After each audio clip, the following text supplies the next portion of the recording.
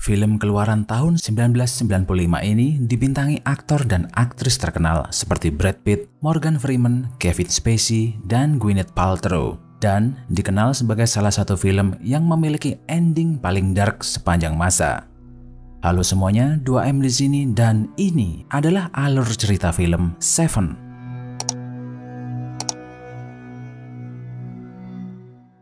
Film ini menceritakan tentang petualangan dua orang detektif dalam mengungkap kasus pembunuhan berantai. William Somerset adalah detektif veteran yang sebenarnya berencana untuk pensiun dalam waktu dekat. Namun, di luar perkiraan, terjadi kasus pembunuhan yang sangat tidak wajar. Dalam mengungkap kasusnya, ia ditemani oleh seorang detektif muda yang terkenal temperamen dan mudah marah bernama David Mills. Pada awalnya, mereka berdua menyelidiki kasus pembunuhan yang menimpa seorang pria berbadan gemuk yang tewas dalam kondisi wajahnya tercelup di dalam piring yang dipenuhi makanan. Polisi yang pertama kali datang ke tempat kejadian mengatakan bahwa ia yakin pria itu mati karena serangan jantung. Tapi David tak percaya dengan omongan polisi itu. Kemudian, ia dan William masuk ke dalam rumah korban dan menemukan adanya beberapa kejanggalan di TKP tersebut. David melihat ada puluhan kaleng makanan yang sudah terbuka dan ada ember yang dipenuhi muntahan korban. Lalu William melihat kaki dan tangan korban diikat dengan kawat dan ia juga menemukan adanya bekas luka di kepala, tapi tak tahu apa yang menyebabkan luka itu. Di malam yang sama, David dan William menemui dokter yang melakukan otopsi. Sang dokter merasakan adanya kejanggalan dalam kasus ini dan berkata bahwa ukuran lambung korban melebar lalu pecah. Sangat tidak mungkin jika seseorang makan terlalu banyak sampai perutnya meledak seperti ini. William tak lupa menanyakan tentang bekas luka di belakang kepala korban. Dokter berkata luka itu mirip dengan ujung senjata api yang ditekan terlalu keras. Kemudian William menemui kapten polisi dan berkata, dia mempunyai feeling bahwa kasus ini bukan kasus biasa. Ia menjelaskan bahwa seseorang telah memaksa korban untuk makan sebanyak-banyaknya hingga tewas. Teori William didukung dengan ditemukannya tangan dan kaki korban yang terikat, kemudian ember yang penuh muntahan, dan bukti bekas luka di bagian belakang kepala. Tapi kapten polisi saat itu hanya menduga mungkin ini hanya kasus penganiayaan biasa.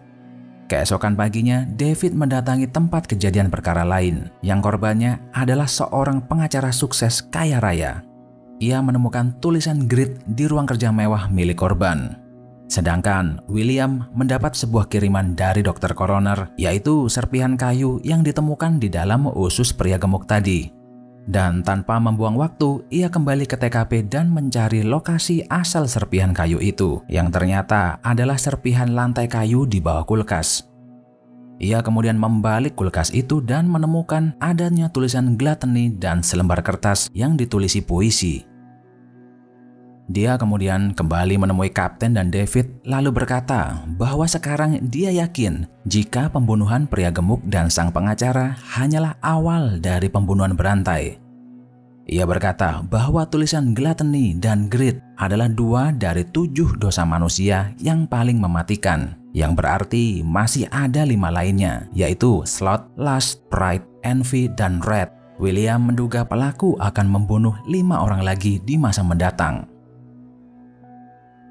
Setelah acara makan malam bersama David dan istrinya Tracy, William melihat foto hasil olah TKP pembunuhan sang pengacara. Ia melihat adanya sebuah alat timbangan yang terdapat potongan daging korban di atasnya.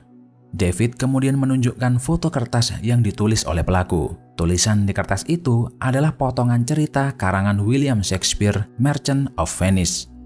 David mempunyai teori bahwa pelaku memaksa korban untuk memotong dagingnya sendiri seberat 1 pound jika ingin bebas. Kemudian, di malam yang sama, mereka berdua mengunjungi istri sang pengacara. David kemudian memberi kumpulan foto hasil olah TKP kepadanya.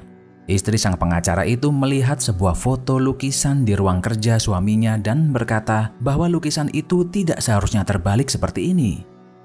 Tanpa membuang waktu, David dan William kembali ke TKP dan membongkar lukisan itu, tapi tak menemukan apapun. Tak mau menyerah, William kemudian berusaha mencari sidik jari yang ada di tembok dan akhirnya ia berhasil menemukannya. Sidik jari yang ditemukan berbentuk help me itu ternyata bukan milik korban. David dan William membawa hasil temuannya untuk dites, berharap bisa menemukan siapa pemilik aslinya. Beberapa hari kemudian diketahui bahwa pemilik sidik jari itu adalah seorang pria yang bernama Victor. Ia adalah seorang buronan polisi yang pernah dipenjara karena mengedarkan narkoba. Kapten polisi akhirnya memutuskan untuk menyerbu apartemen Victor dengan mengerahkan tim SWAT. David, William, dan tim SWAT berhasil memasuki apartemen 306 milik Victor. Polisi merasa sedikit aneh ketika menemukan banyak pengharum mobil yang digantung di ruangan apartemen itu. Salah satu anggota SWAT menemukan Victor yang sedang tertidur. Lalu ia menyuruhnya untuk bangun, tapi Victor tidak merespons. Kemudian ia membuka paksa selimutnya dan terkejut bukan main. Victor ditemukan dalam kondisi yang sangat mengenaskan. Kaki dan tangannya terikat di ranjang, serta tangan kirinya hilang. Di sekitar ranjang juga ditemukan ratusan alat suntik yang berisi narkoba. Tubuh Victor saat itu mirip seperti zombie, hanya tersisa kulit dan tulang. William kemudian menemukan tulisan slot yang ditulis di atas ranjang. Sedangkan David menemukan sebuah kotak yang berisi kumpulan foto Victor. Di bawah setiap foto terdapat tanggal pengambilan foto itu. William berpikir sepertinya Victor disiksa selama 1 tahun di ranjang ini dan pelakunya memotret dari hari ke hari sebagai dokumentasi. Seorang polisi kemudian mendekat lalu memeriksa kondisi badan Victor dan tiba-tiba seisi ruangan dibuat ketakutan karena Victor bernapas dan terbangun. Setelah kejadian itu, David sangat emosi lalu berkata kepada William bahwa ia sudah muak telah dipermainkan. Tapi di saat mereka berdua sedang berbincang, tiba-tiba ada seorang wartawan yang masuk ke dalam TKP lalu mengambil foto mereka berdua tanpa izin. David yang sedang emosi kemudian menghajar wartawan itu dan mengusirnya keluar. Tak lama kemudian, David dan William menemui dokter yang merawat Victor. Sang dokter berkata bahwa ia menemukan kadar narkoba yang sangat tinggi di dalam tubuh Victor dan lidahnya sudah terpotong. Lalu memprediksi mungkin Victor tak akan bertahan lama lagi. Lagi-lagi mereka dihadapkan dengan jalan buntu. Keesokan paginya, Tracy bertemu dengan William kemudian bercerita bahwa ternyata saat ini dia sedang hamil, tapi tidak berani berkata sejujurnya kepada David karena tak mau menambah beban pikirannya. William sedikit terkejut dengan cerita Tracy. Kemudian ia menyarankan agar jangan memberitahu David terlebih dahulu soal kehamilannya, karena bisa jadi David akan semakin stres dan merasa terbebani. Kembali ke markas polisi, William sekarang paham bahwa pelaku yang asli bukanlah orang sembarangan, melainkan orang yang sangat terpelajar. Hal ini dilihat dari puisi dan potongan kalimat yang sengaja ditinggalkan pelaku di TKP. William berpikir ada kemungkinan bahwa pelaku gemar membaca buku klasik. Ia kemudian mempunyai ide dan mengajak David untuk pergi bersamanya. Mereka berdua menemui kawan William yang bekerja di FBI. Dan ia memberi sebuah kertas yang berisi daftar judul buku kepada pria itu. David bingung dengan apa yang dilakukan William. Kemudian ia bertanya, "Kenapa kamu memberi pria itu daftar nama buku?" William menjelaskan bahwa selama ini FBI selalu memonitor perpustakaan di seluruh Amerika. Jika ada seseorang yang membaca buku tentang cara membuat bom atau buku yang bertema pembunuhan, maka orang tersebut akan ditandai dan diawasi secara ketat oleh FBI. Jadi, William berusaha mencari tahu siapakah orang yang pernah membaca buku tentang 7 dosa mematikan di perpustakaan. Setelah mendapatkan daftar nama orang yang dicurigai, William memutuskan untuk menemui seorang pria yang bernama Jonathan Doe. Ketika David mengetuk pintu apartemen John Doe, tiba-tiba ada seorang pria misterius yang menembaki mereka berdua dari lorong apartemen itu. David yakin bahwa pria itu adalah pelaku pembunuhan yang asli. Dia pun mengejarnya di tengah guyuran hujan yang sangat deras sampai ke jalan raya dan akhirnya masuk ke sebuah gang. David mempunyai feeling bahwa pria itu bersembunyi di gang ini, tapi dia tak tahu di mana. Ketika dia berjalan perlahan, pria misterius itu memukul kepalanya. David merasa kesakitan dan mencoba untuk berdiri, namun pria misterius itu menodongkan pistol ke kepalanya. David hanya bisa pasrah menunggu ajalnya tiba. Pria misterius itu mempunyai kesempatan untuk menghabisi David, tapi ia malah pergi meninggalkannya begitu saja. David dan William kemudian masuk ke dalam apartemen John Doe. William menemukan beberapa kotak yang berisi objek dari kasus pembunuhan yang sebelumnya. Kotak pertama berisi kaleng makanan dengan merek yang sama pada kasus pria gemuk. Kotak kedua berisi clipping surat kabar yang memberitakan bahwa sang pengacara membela seorang kriminal kejam dan berhasil membebaskannya. Kotak ketiga adalah toples yang berisi potongan tangan kiri Victor yang akhirnya menjelaskan kenapa sidik jari Victor bisa berada di TKP pembunuhan pengacara. Dan kotak yang terakhir berisi sebuah foto wanita disertai nota pembelian di sebuah toko baju. Di ruangan lain, David menemukan sebuah ruangan khusus yang digunakan John Doe untuk mencetak koleksi foto-fotonya. Kemudian, ia terkejut setelah melihat isi bak kamar mandi di ruangan itu. Ternyata wartawan yang pernah dia usir di apartemen Victor adalah John Doe. David dan William kemudian pergi menuju toko baju yang notanya ditemukan di kotak keempat. Pemilik toko mengatakan bahwa ada seorang pria yang meminta untuk dibuatkan baju yang desainnya sangat aneh. Kemudian ia memberi William foto baju yang dimaksudnya.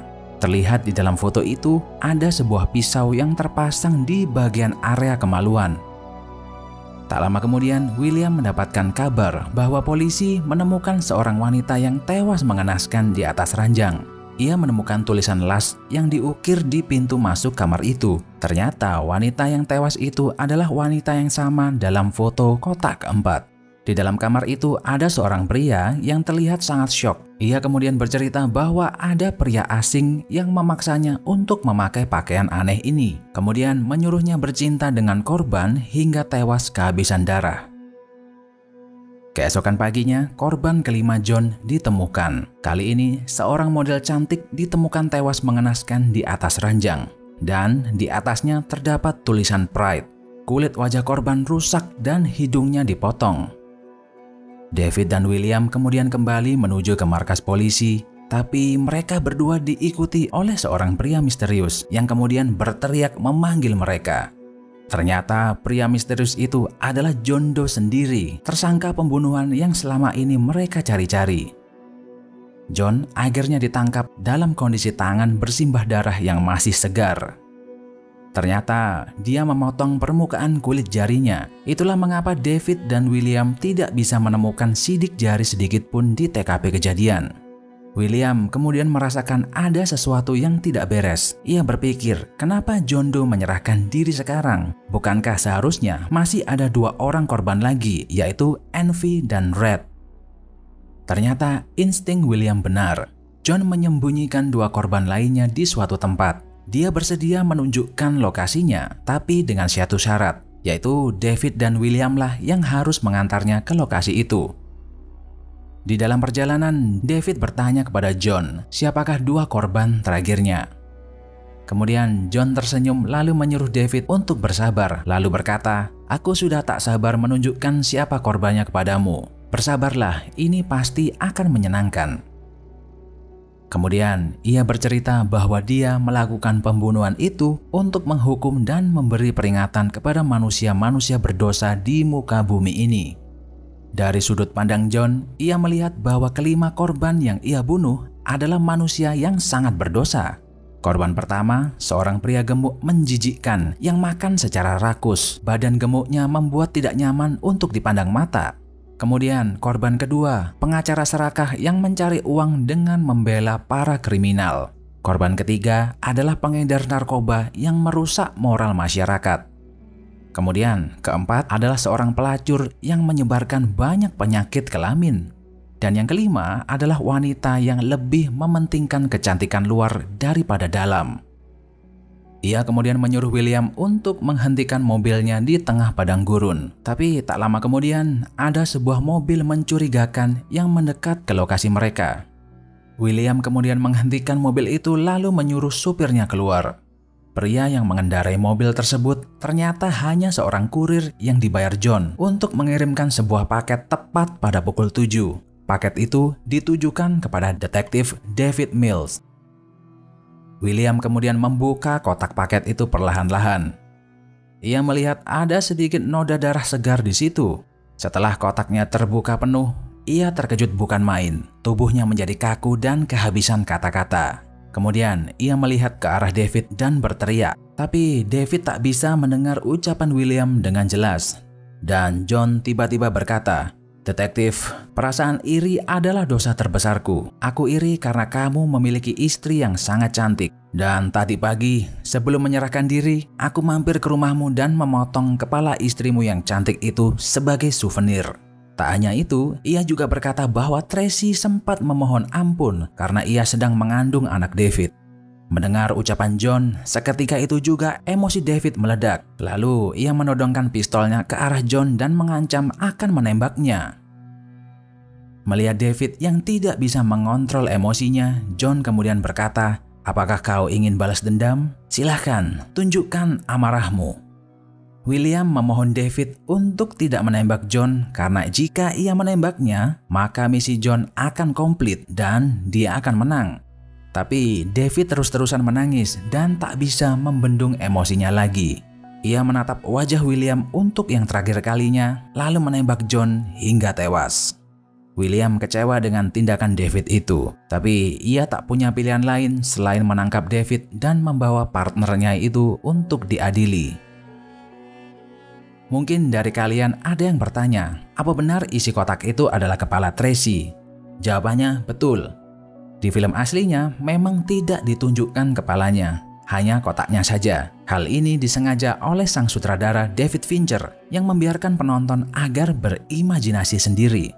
Sekian dulu video 2M kali ini. Jangan lupa subscribe dan like videonya biar nggak ketinggalan update terbaru dari kami.